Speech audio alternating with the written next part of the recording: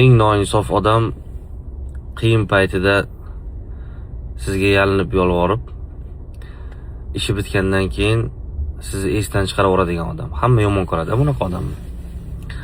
Bir kishiga odamlar shunaqa bo'lib ketyapti, inson insonga nisbatan insofsiz bo'lib ketyapti.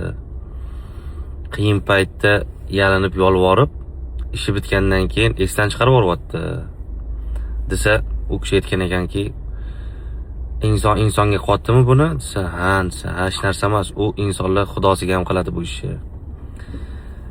Ya'ni inson rosa qiynalgan paytda Xudoni eslab yolvorib ishi bitgandan keyin xohlagan ishni qiladigan bo'lib ketganda.